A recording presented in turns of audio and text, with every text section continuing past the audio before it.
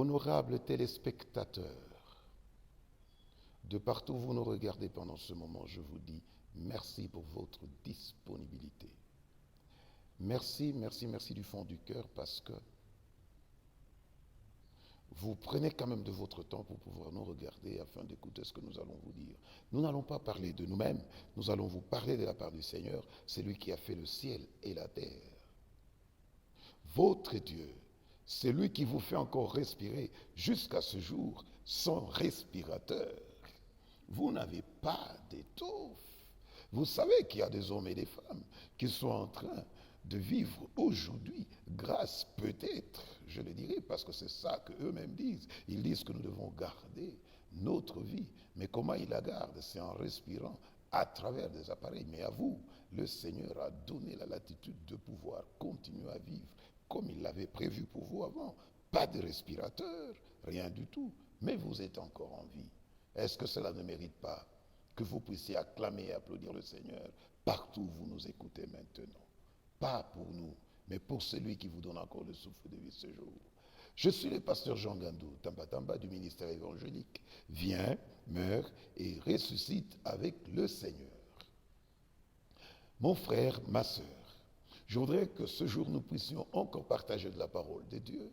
Cette parole qui ne doit pas faire l'objet de débats, de discussions, non. Nous savons bien que les désirs de notre Dieu à travers sa parole sont pour nous des ordres. Pourquoi discuter? Nous savons que la volonté de notre Seigneur est pour nous un ordre. Pourquoi discuter avec lui? La parole de Dieu me dit dans Ésaïe, malheur à celui qui conteste avec son Créateur.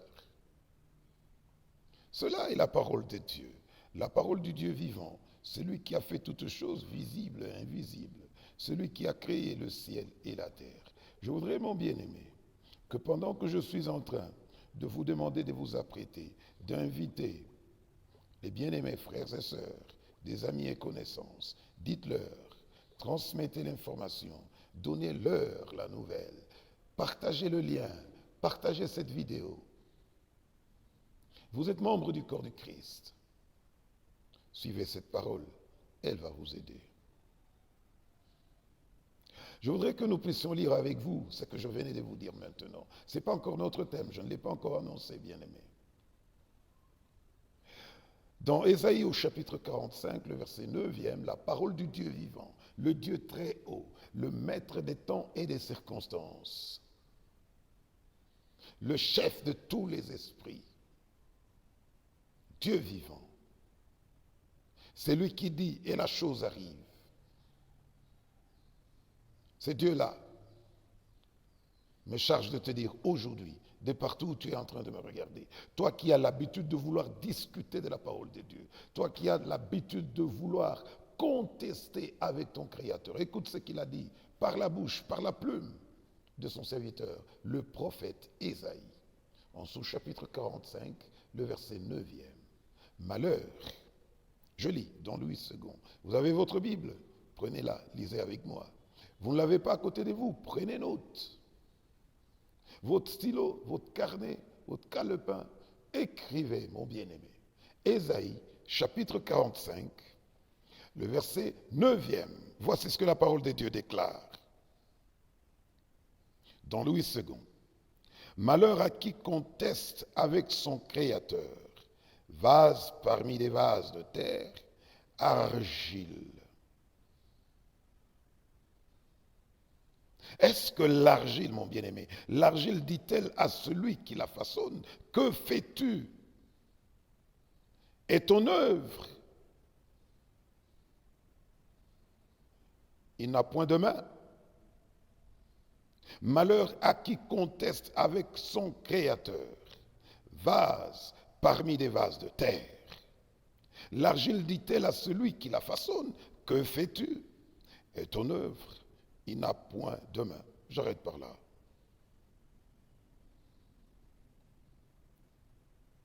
Mon Seigneur, mon Dieu et mon roi, je voudrais que ce peuple qui va suivre aujourd'hui cette parole, qu'il comprenne que tu es le Dieu véritable, celui qui a aimé le monde, tu as envoyé ton unique Fils, Jésus-Christ, pour venir sauver celui qui me regarde aujourd'hui, qui va écouter cette parole et qui va y croire et qui prendra la décision de changer de vie. C'est ça le plus important. Seigneur Dieu des armées, merci parce que tu vas disposer les cœurs maintenant. Que celui qui va écouter, celui qui va prendre la décision de te suivre toi, de te recevoir comme Seigneur et Sauveur de sa vie, qu'il soit béni de toi. Au nom de Jésus. Amen. Mon bien-aimé, nous allons parler de quelque chose aujourd'hui, après ce court moment de prière, où nous devrions recommander nos cœurs, nos âmes et nos esprits à pouvoir écouter de la part du Seigneur ce qu'il a prévu pour nous aujourd'hui. Je n'ai pas prié pour la parole, j'ai prié pour notre cœur, pour votre cœur, pour que vous soyez disposés à écouter, à suivre et à accepter, parce que c'est le Saint-Esprit de Dieu qui pourra vous convaincre à pouvoir abandonner le mal, à arrêter de discuter avec votre Créateur. Vous qui ne voulez pas écouter le Seigneur Dieu des armées. Si vous avez le temps, vous allez poursuivre la lecture du texte que je vous ai donné en Ésaïe 45, au verset 9e, parce qu'il y a deux choses qui se passent aujourd'hui, c'est des sujets d'actualité. Nous sommes obligés d'en parler. Et nous en parlons par moments à notre honte, parce que nous avons enseigné, nous continuons à enseigner. Nous n'allons pas nous fatiguer, l'Esprit de Dieu fera lui-même son œuvre, parce qu'il connaît ceux qui lui appartiennent. Et il dit même que ceux qui invoquent le nom de l'Éternel, qu'ils puissent s'écarter, s'éloigner de l'iniquité. Donc il ne suffit pas seulement de dire que Dieu nous épargne, que Dieu nous en préserve, que Dieu fasse ceci ou cela, mais aussi et surtout, il faut s'éloigner du mal. Voilà le plus important. Mon bien-aimé, aujourd'hui, nous allons parler d'un élément, d'un point que beaucoup connaissent. Nous allons parler de quelque chose que les enfants de Dieu connaissent, qu'ils vivent, qu'ils expérimentent dans leur vie. De quoi nous parlons aujourd'hui? Nous allons parler de la peur, de la crainte. Il y a la peur dans la vie, il y a la crainte dans la vie. Les hommes ont peur de rester dans le monde. Ils ont fui, pas vers le Seigneur Jésus-Christ, mais ils ont fui vers des maisons de prière. Il y a des hommes qui quittent chez eux, ils refusent de passer nuit chez eux parce qu'ils ont peur de rester là où ils sont, comme ils ont reçu la visite d'un certain sorcier, d'un certain magicien. Alors ils fuient vers les églises pour aller se cacher là-bas. Il y a des hommes aujourd'hui qui ont peur du lendemain.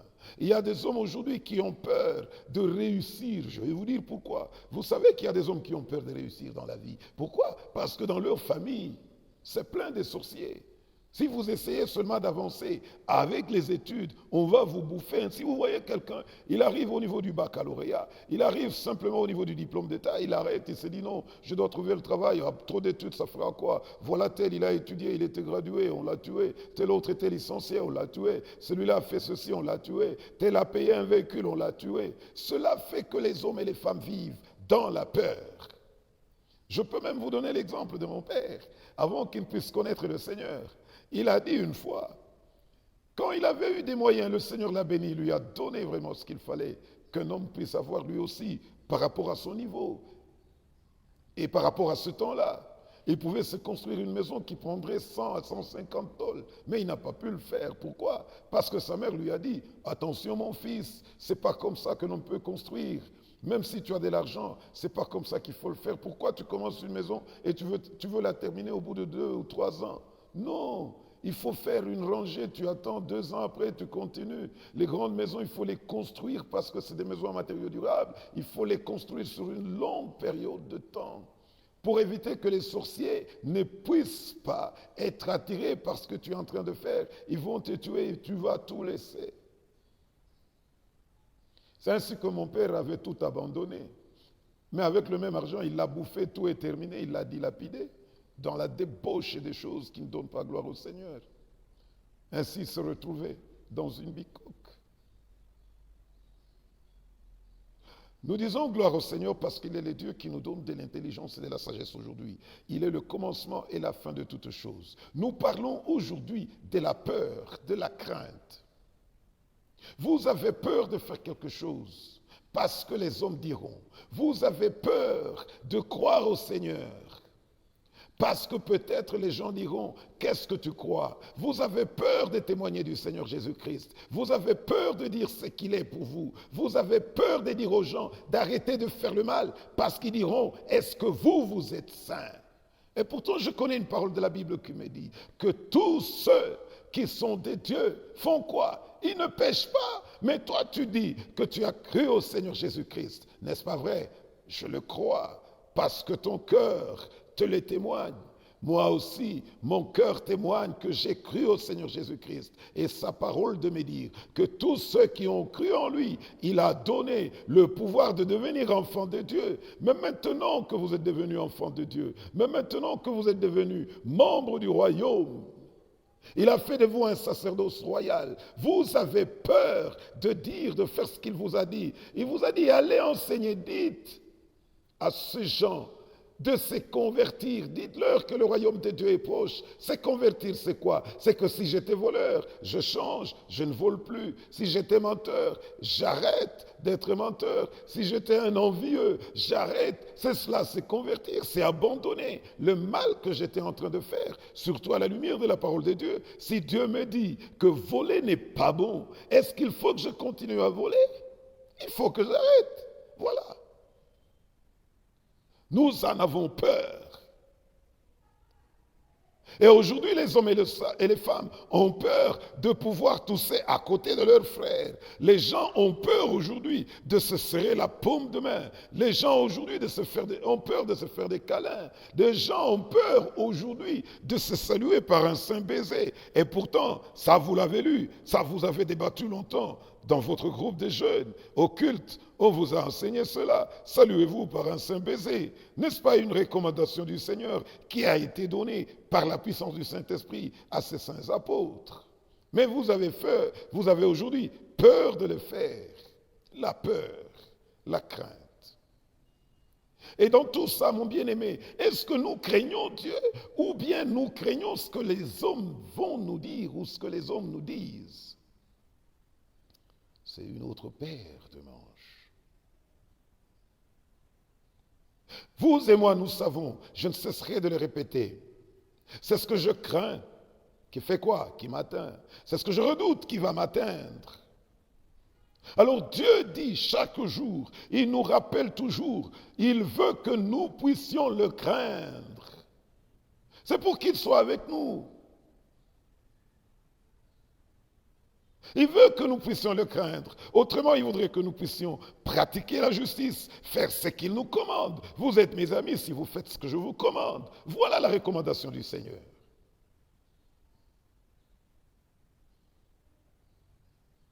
Craignons Dieu pour que Dieu soit avec nous. Est-ce que vous ne savez pas que l'ange de l'Éternel campe autour de ceux qui font quoi? Qui le craignent. Mais maintenant, regardez, qu'est-ce que vous craignez? Si vous craignez l'échec, rassurez-vous, vous resterez, vous vivrez dans l'échec. Si vous craignez la maladie sera votre compagne. Si vous craignez ce qui de nos jours est devenu le plus redoutable, qui fait même pécher d'autres personnes, qui disent c'est la fin du monde. Qui vous a dit de dire ça? Attention. Relisez votre Bible. Le Seigneur nous a dit, ni le jour ni l'heure, il ne le sait pas. Même aucun des anges dans le ciel ne le sait pas. Seulement vous, parce que vous avez vu ce virus vous terrasser, vous faire trembler comme une feuille, vous annoncez des choses qui ne sont pas. Que le Seigneur vous pardonne pour cela. Je voudrais te dire, mon bien-aimé, que notre vie ne tient pas à ce que les hommes disent, mais notre vie tient de ce que Dieu a dit. Et ce qu'il a dit, il est dans sa parole. Ce qu'il a dit pour toi et pour moi est dans ses saintes Écritures. Je vous ai dit dans Romains au chapitre 15, verset 4, je vous ai dit que toutes ces choses qui ont été écrites plusieurs années à l'avance l'ont été pour notre instruction, pour nous donner du courage, pour nous donner de la consolation afin que nous ayons de l'espérance. Sondez les Écritures.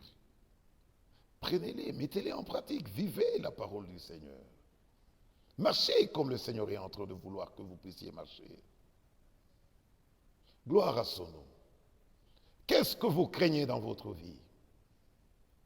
Vous êtes chrétien? Pourquoi vous craignez comme tout le monde? Tout le monde peut craindre. Mais moi, en tant qu'enfant de Dieu, je n'ai pas le droit de craindre ce que tout le monde craint.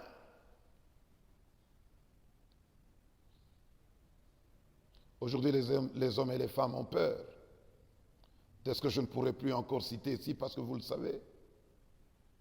Prenons notre Bible dans Ésaïe, nous lisons la parole de Dieu. Vous avez votre Bible sous vos yeux, permettez-moi de voir aussi dans ma Bible. Je prends Ésaïe au chapitre 8e. Je ne lirai pas tout, mais si vous avez le temps, bien-aimés, ne manquez pas d'en créer. Créez le temps pour votre Dieu. Ne manquez pas de rendre gloire à votre Seigneur, lui qui vous a aimé, lui qui vous a choisi, lui qui a fait qu'en ce jour où le monde est dans l'épouvante, vous soyez en train de marcher, de vivre, de monter, de descendre. Vous avez encore le souffle de vie, vous pouvez encore appeler les hommes, vous pouvez encore parler, les hommes et les femmes vous entendent, vous écoutent. Vous pouvez être assis aujourd'hui en train de voir quelque chose, de regarder à quelque chose à votre téléviseur. C'est parce que Dieu vous en a fait la grâce. Ésaïe chapitre 8e, je commence ma lecture à partir du verset 9e. Poussez des cris de guerre, peuple, et vous serez brisés. Je suis dans Louis II. Poussez des cris de guerre, peuple, et vous serez brisés. Prêtez l'oreille, vous tous qui habitez au loin. Préparez-vous au combat, et vous serez brisés. Préparez-vous au combat, et vous serez brisés. Formez des projets, et ils seront anéantis. Donnez des ordres, et ils seront sans effet, car Dieu est avec nous. Ainsi, 11e verset, ainsi m'a parlé l'Éternel, quand sa main me saisit, et qu'il m'avertit de ne pas marcher dans la voie de ce peuple. 2 points. Et nous passons au 12e verset. Dieu m'a averti, il m'a saisi de sa main. C'est Ésaïe qui parle. Et cette parole, tu dois l'en faire ta propriété. Tu dois faire de cette parole ta propriété. Considère que c'est une parole qui t'est adressée. C'est à toi qu'on est en train de parler ce matin. C'est à moi qu'on est en train de parler ce soir. C'est à moi qu'on est en train de parler pendant ce temps. Où que vous vous trouviez, pendant que vous êtes en train de nous regarder, pendant que vous nous écoutez, sachez que cette parole vous est adressée. Elle est adressée à vous. Appropriez-vous cette parole parce que c'est la parole de Dieu. Dieu s'adresse à vous. Il se saisit de son serviteur. Il se saisit de toi aujourd'hui. Et il dit ceci. Il t'avertit de ne pas marcher dans la voie du peuple, de tout le peuple ici que vous voyez. À travers le monde, les hommes nous ont dit que nous devons marcher avec des étoffes sur les narines, sur notre nez, sur notre bouche. On nous a dit que c'est cela qui va nous protéger. Mais nous avons vu les personnels soignants, des éminents docteurs, des éminents médecins. Ils sont tombés avec cette étoffe. Ils sont morts. Paix à leur âme. Et je regrette s'ils sont morts sans avoir reçu le Seigneur Jésus comme leur sauveur et maître. Mon frère et ma sœur, le verset 12e me dit ceci. Le 12e verset dit ceci. N'appelez pas conjuration tout ce que ce peuple appelle conjuration. Ne craignez pas ce qu'il craint. Ne craignez pas. J'ai vraiment de l'émotion. Rassurez-vous, je suis très ému quand je lis cette parole. Parce que je sais que c'est Dieu qui parle à mon cœur. Il dit, n'appelez pas conjuration tout ce que tout ce monde peut appeler conjuration. N'appelez pas conjuration tout ce que ce peuple appelle conjuration. Vous êtes enfants de Dieu. Les gens qui sont autour de vous, les gens qui n'ont pas foi en Dieu, ils disent que c'est maintenant la fin du monde. Ils disent que nous allons tous mourir. Ils disent que nous sommes finis. We are finished. Toi aussi tu dis, oui c'est vrai, nous mourrons tous, nous sommes finis. C'est vous qui êtes finis. C'est vous.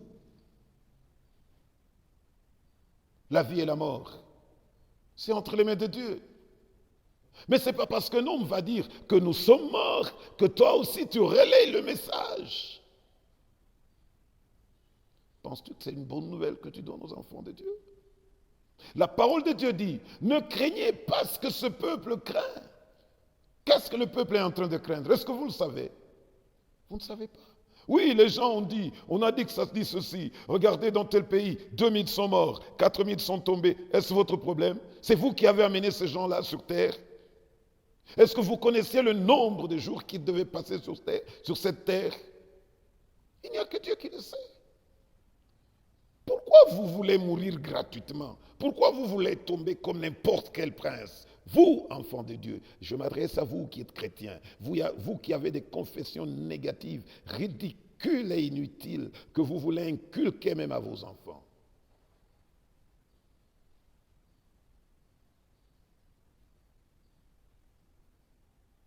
Que le Seigneur nous pardonne pour notre incrédulité.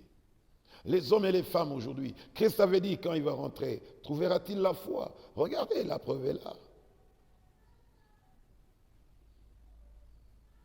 Parce que les gens disent que c'est maintenant la fin du monde, vous aussi, vous relayez, vous partagez. Je sais qu'une vidéo comme celle-ci, vous n'allez vraiment pas la partager parce que nous ne vous présentons pas des choses que vous aimeriez entendre. Vous n'allez pas la partager, je sais, c'est parce qu'il n'y a pas de femmes nues, parce que nous ne vous disons pas que nous n'avons prié pour quelqu'un qui avait un long bras et un autre qui était, je ne sais comment, voilà, nous avons prié pour lui, nous lui avons donné un verre d'eau, il a bu et il est devenu ceci et cela. Quelqu'un qui ne faisait pas de règles, nous avons prié. Attention, craignez le Seigneur. C'est rien que la parole et la parole de Dieu que nous avons à vous annoncer. N'appelez pas conjuration tout ce que ce peuple appelle conjuration. Ne craignez pas ce qu'il craint et ne soyez pas effrayés.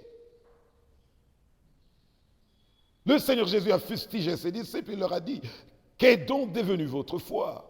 Homme de peu de foi. Nous marchons par la foi et non par la vue.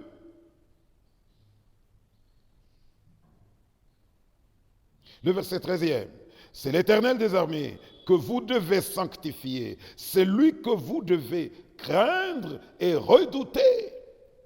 Vous qui craignez toutes les autres choses là, écoutez la parole du Seigneur dans Ésaïe au chapitre 8, le chapitre 8e de Ésaïe, le verset 13e, qui devons-nous craindre? C'est le Seigneur, l'Éternel Dieu des armées, celui qui a fait le ciel et la terre, c'est lui qui vous fait vivre aujourd'hui sans respirateur, c'est lui qui vous fait vivre sans salaire. Votre salaire quand vous le recevez, est-ce qu'il peut vous donner la nourriture pendant une semaine? Disons-nous vrai, ne nous voilons pas la face. Si vous n'avez pas les à côté, si vous ne volez pas, si vous n'escroquez pas les gens, si vous ne faites pas la concussion, est-ce que vous pouvez vivre? C'est Dieu qui le fait.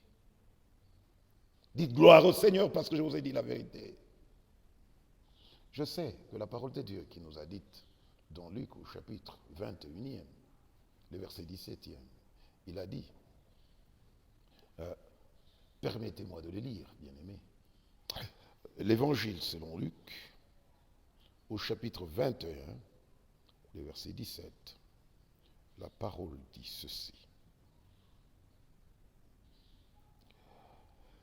Vous serez haïs de tous à cause de mon nom. Je vous comprends, si en me regardant, Vous êtes en train de renfrogner votre visage. Vous avez une colère bleue. C'est normal, c'est la parole de Dieu. Dites gloire au Seigneur parce que vous êtes en train de la faire accomplir. Vous me détestez, vous me haïssez. Oui, c'est à cause du nom de Jésus parce que je vous dis la vérité. Qu'est-ce que vous voulez que je vous dise? Il me dit de vous recommander de ne pas craindre ce que ce peuple craint. De ne pas appeler conjuration ce que tout le monde appelle conjuration. Ce que vous devez craindre, vous, en tant qu'enfant de Dieu, c'est votre Créateur, c'est votre Dieu. Marchez selon l'Esprit, et vous n'accomplirez point les désirs de la chair. La chair qui est inimitié avec ce qui est spirituel. Que le Seigneur Dieu nous fasse grâce, que nous puissions marcher selon ce que lui-même voudrait, parce que nous ne pouvons rien sans lui. Il est le véritable, celui qui soutient le monde, celui qui a fait toutes choses visibles et invisibles, par la puissance de sa parole, puissante et agissante. Je voudrais que nous puissions finir ce court moment de méditation et d'exhortation de la parole de Dieu en lisant quelque chose qui est dans la Bible. Nous regardons dans l'évangile de Luc, Saint Luc, au chapitre 12e. Mon frère, tu as ta Bible, je te l'avais déjà demandé. Regarde dans Luc au chapitre 12. Luc chapitre 12, le verset 4e. Que nous disent les Écritures saintes? Parce que nous parlons de la peur. Vous direz, mais pasteur, vous voulez que nous n'ayons pas peur? Mais oui, craignez le Seigneur pour qu'il soit avec vous. Je sais qu'il y a des hommes que l'on appelle des hommes qui ont un cœur dur, comme on dit. C'est un jargon du Katanga, on parle de Washoboka. Je vous dirai Washoboka, c'est ce que ça signifie. Mais ce sera la fois prochaine. Washoboka, c'est quelqu'un qui ne craint rien. Même Dieu, il ne le craint pas. C'est celui-là, le Washoboka. Qui il peut être, si ce n'est Satan? En passant, je vous dis, vous allez prendre votre Bible, prenez note à côté, vous lirez dans Job au chapitre 41, le verset 24. Vous allez trouver le Washoboka, qui il est. Si c'est comme cela qu'on vous appelle, changez à partir d'aujourd'hui. Si cette parole a touché votre cœur, prenez la ferme décision de donner votre cœur, de donner votre vie à Jésus-Christ, à lui et lui seul, qui peut sauver votre âme. Le Seigneur est Dieu.